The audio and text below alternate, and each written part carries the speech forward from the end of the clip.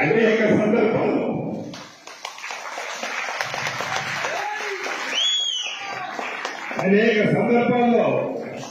కన్నీరు నా కార్యకర్తలు నా నాయకులు పెట్టుకున్నప్పుడు వారి ముందు నేను బాధపడితే వారు బాధపడతారని దిగమింగుకొని ఒంటరిగా ఉన్నప్పుడు ఆ కన్నీరు కాచుకునేవాడిని. ఆ కష్టం ఒట్టిగా పోలే.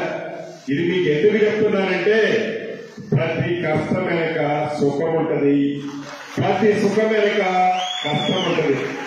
పుడతా ఎవడు లక్షాధికారి కాడు, పుడతా పదవులతో ఏ ఒక్కడు పుట్టడు. మనం నడిచే నడక, మన ప్రవర్తన, మన మంచితనం ఎప్పటికీ మనకి శ్రీరామ లక్ష్యలాగా ఉంటాయి. దాన్ని మీరందరూ మనసులో పెట్టుకొని కష్టం వచ్చినప్పుడు దిగమిగుకుందాం, సుఖం వచ్చినప్పుడు ఈ రోజు నేను రాష్ట్రంలో ఒక ప్రధానమైన మంత్రిలో చాలా ఉన్నతమైన స్థానంలో ఉన్నా. ఇంతమందిలో ఈ రోజు అందుకి ఎమోషనల్ అయ్యానంటే ఆ రోజైతే దానికి అర్థం లేదు. ఈ రోజైతే ఆ ఎమోషనల్ కి అర్థమేంటో మీరు అందరూ గ్రహిస్తారని ఇక్కడ అయ్యా. ఆ రోజు నేను బాధపడితే నా ఎమ్మటున్న లక్షలాది మంది అభిమానులు డిమోరల్ అవుతారు. అందుకే ఆ రోజు ఎప్పుడో కూడా నేను కన్ను ఇంత కూడా చెమ్మగిల్లనిలా.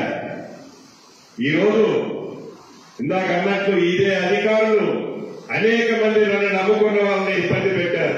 అక్కడ దాకా ఎందుకు, ఇదే కిరణ్ తమ్ముడు సత్తుపల్లిలో మిత్రులతో ఏదో నిరుద్యోగ యువతతో ఒక మంచి మీటింగ్ పెడితే ఆ మీటింగ్ లో ఆనాడున్న అధికారులు వాళ్లే ఇప్పుడున్నారు.